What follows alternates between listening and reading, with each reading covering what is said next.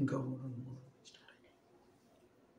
మహోన్నతుడైన దేవుని పరిశుద్ధ నామమునకు స్తుతి, మహిమ, ఘనత, ప్రభావము ఇప్పుడు ఎల్లప్పుడు యుగ యుగములు కలుగునుగాక. ఆమేన్. ప్రభునందు ప్రియమైన దేవుని పిల్లలారా, ఈ యొక్క ఉదయకాల సమయంలో దేవుడు మిమ్మల్ని అందరినీ ఆశీర్వదించునుగాక. ఆమేన్. ఈ సమయంలో మనమందరము కూడా దేవుని యొక్క వాక్యాన్ని చదువుకుందాం.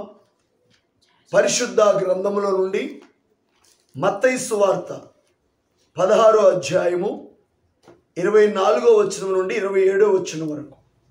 ఈరోజు కుటుంబ బలిపీఠములో మనమందరం మన కుటుంబాల కొరకు దేవుడు సిద్ధపరిచిన లేఖనము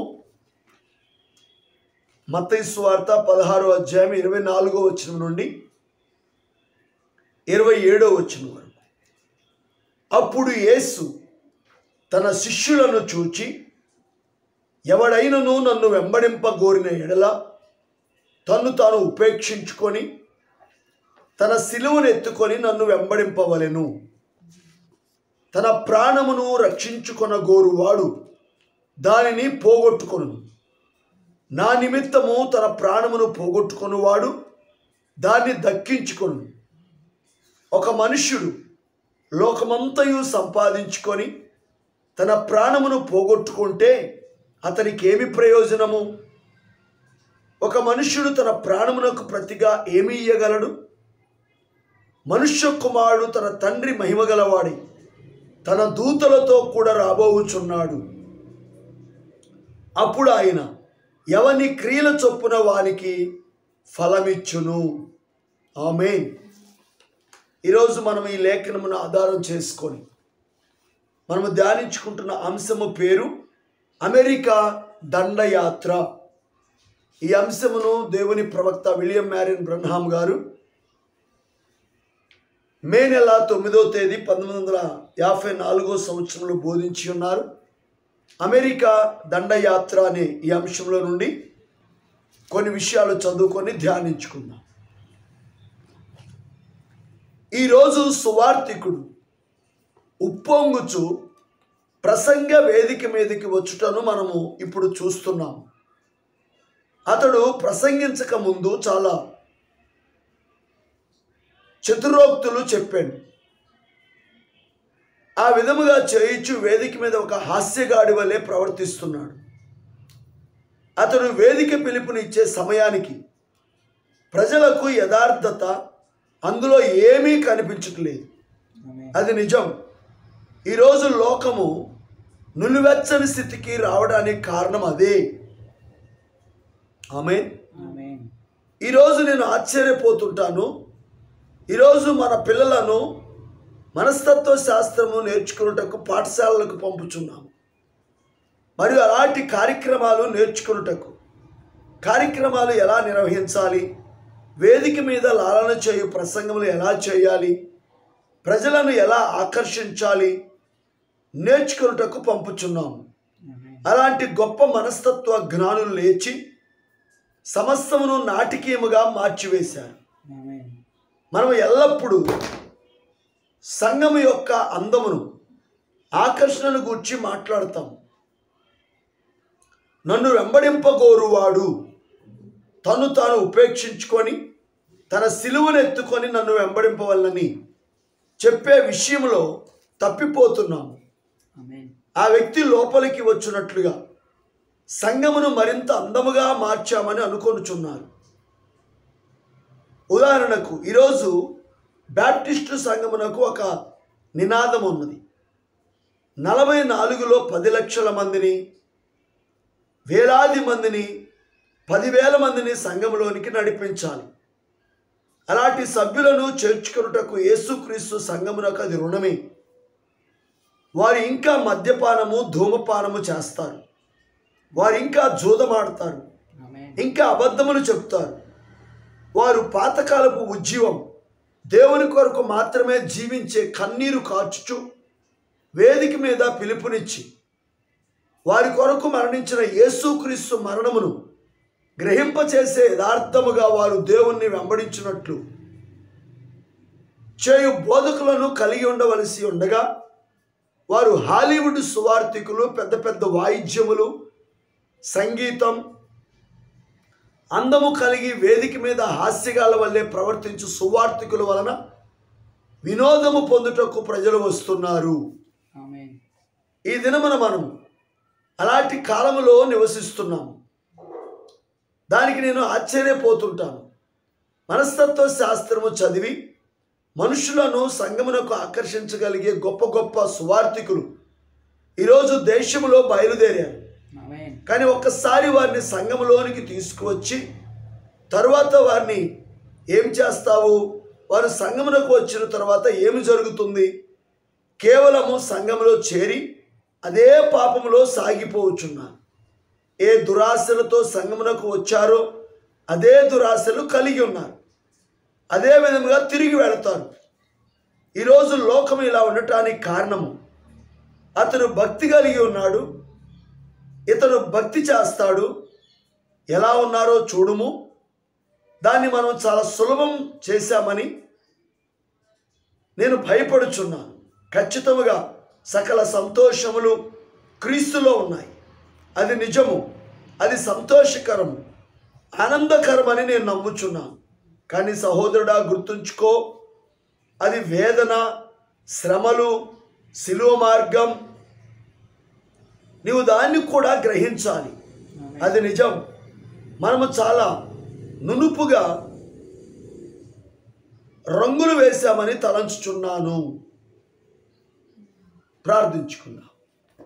చదువుబడిన ఈ చక్కని దేవుని మాటలకు ప్రభు తన ఆశీర్వాదమును తోడు చేసి మనతో మాట్లాడినట్లుగా చిన్న ప్రార్థన చేసుకొని ధ్యానించుకుందాం.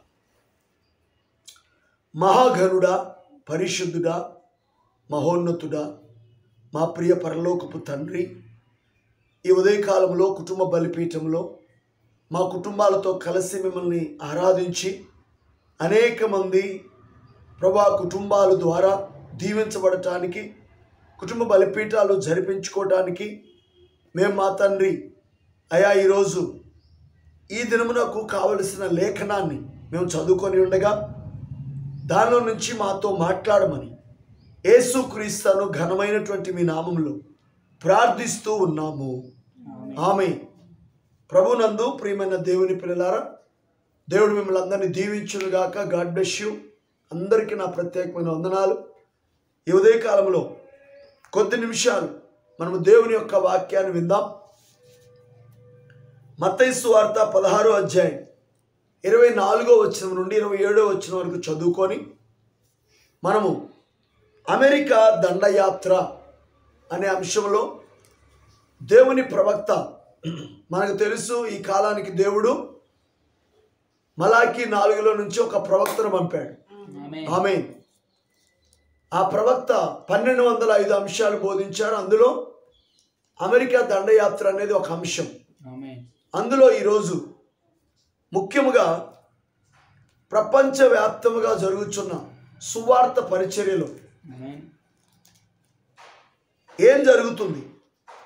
ఈరోజు సువార్థికులు ఉప్పొంగుచు ప్రసంగ వేదికల మీదకి వచ్చి సరసోక్తులు, ప్రజలు నవ్వించేటువంటి మాటలు కదా. చూడండి, మనము ఈ మధ్యకాలంలో కడుపుబ్బ నవ్వించాడని ఒక ఆయన టైటిల్ పెట్టి ఆ పాస్టర్ గారు కూర్చొని ప్రజలందరూ నవ్వుతూ ఉంటే యూట్యూబ్లో పెట్టారు. చివరికి చూడండి, గమనించండి, నేను ఎందుకు చెప్తున్నానంటే వేదిక పిలుపు ఇచ్చేసరికి ప్రజలు వాళ్ళల్లో యథార్థత అనేది కనిపించలేదు. సువార్థికుడు ఎందుకు చెప్పాడు ఏంటి అనేది అర్థం కాలేదు. ఈరోజు ఆశ్చర్యపోయే విషయం ఏంటంటే కనీసం మన పిల్లలను కూడా మనస్తత్వ శాస్త్రం నేర్చుకోవడానికి పాఠశాలకు పంపించి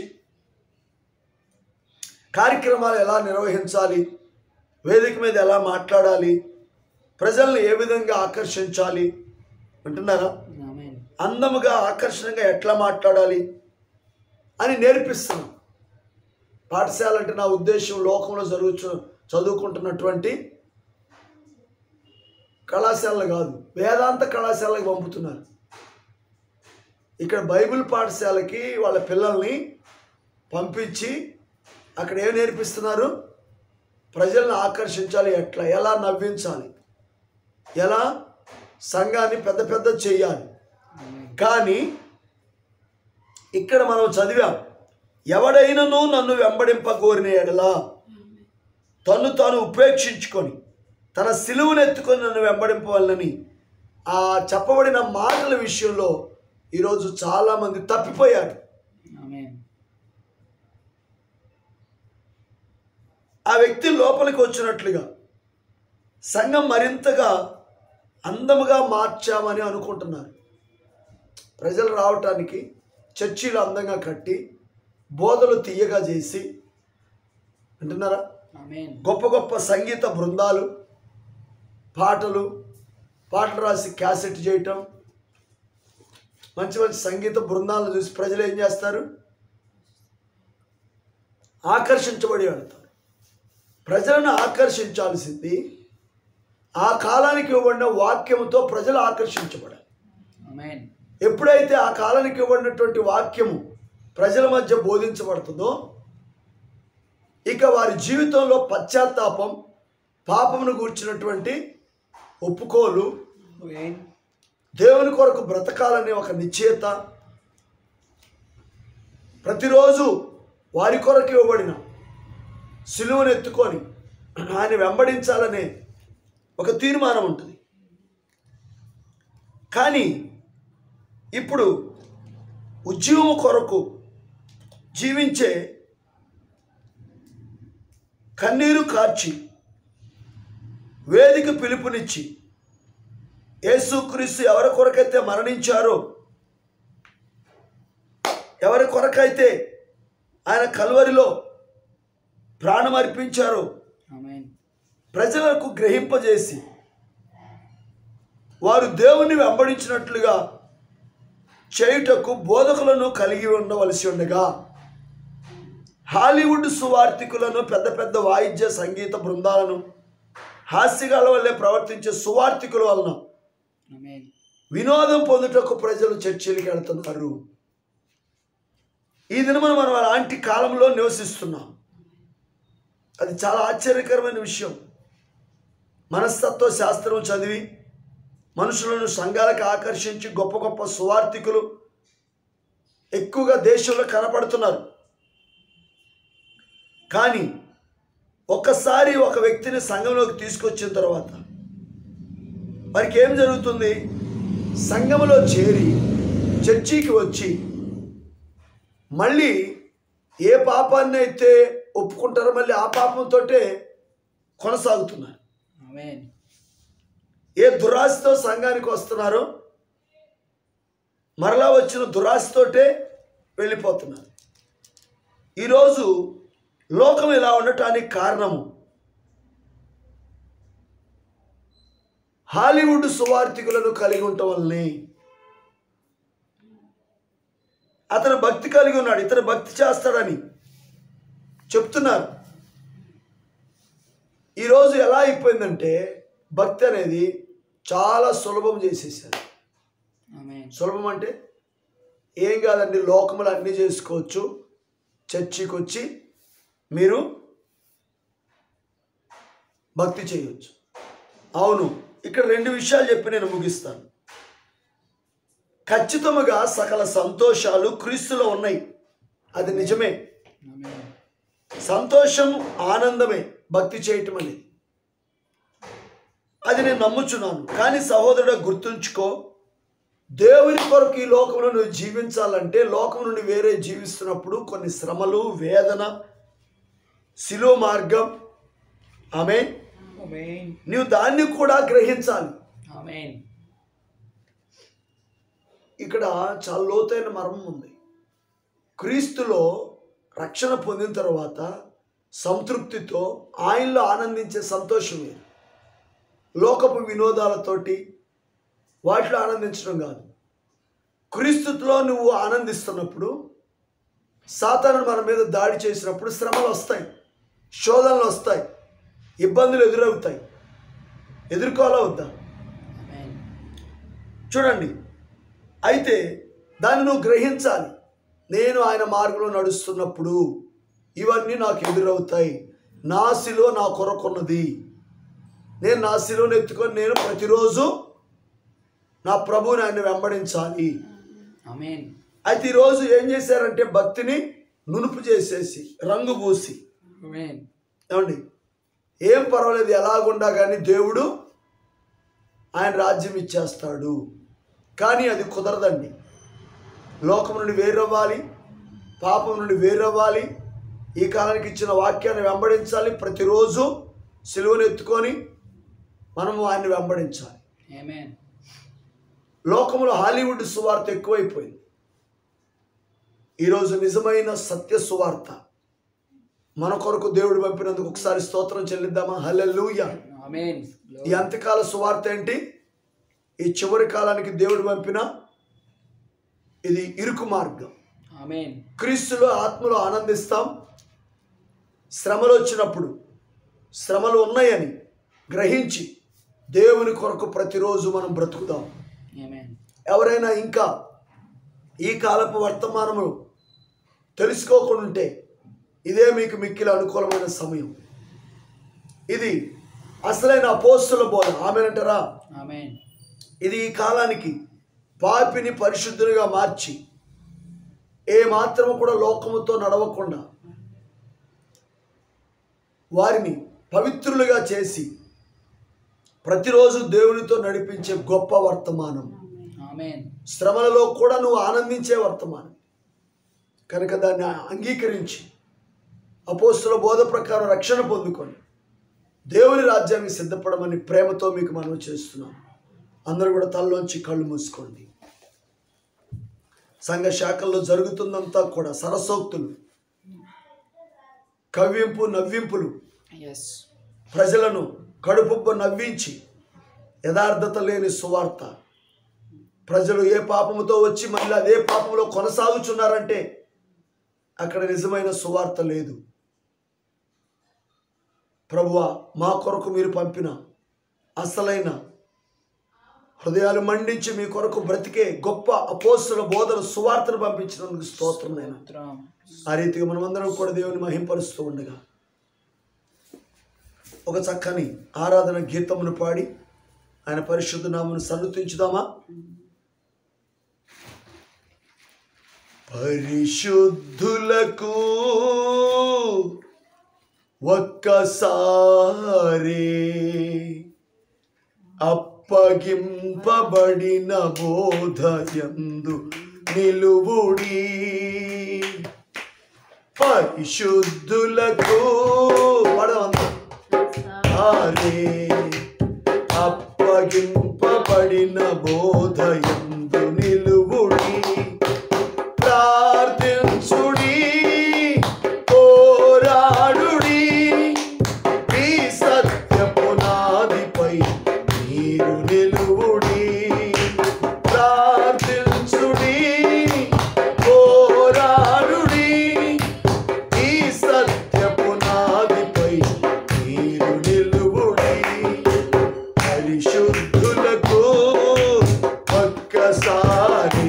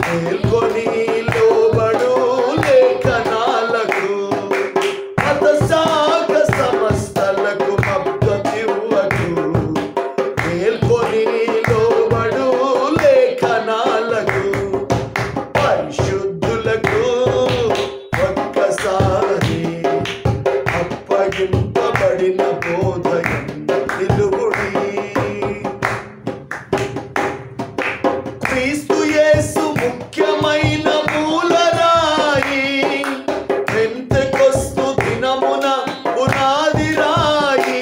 గ్లోరీ క్రీస్తు యేసు. పడమందరం. పెంతెకొస్తు దినమున పునాది రాయి, అపోస్తుల బోధలోన సాగుమోయి. అది ఏ అందరికీ గీటురాయి, అపోస్తుల బోధలోన సాగుమోయి. అది ఏ అందరికీ గీటురాయి. అవును ప్రభువా, ఈరోజు నేను అపోస్తుల బోధలో నిజమే మీరు చెప్పినట్టుగా ప్రభువా, అపోస్తుల కార్యం 2:42లో వీరు అపోస్తుల బోధ యందును సహవాసమందును రొట్టె విరుచుటయందును ప్రార్థించుటయందును ఎడతెగక ఉండిరని. యోహాను 2వ పత్రికలో క్రీస్తు బోధను నమ్మక దాన్ని విడిచు తిరుగువారిని ఇంట చేర్చుకోవద్దన్నావు నాయన. అపోస్తులకు ఇచ్చిన బోధ మీ బోధ నాయన.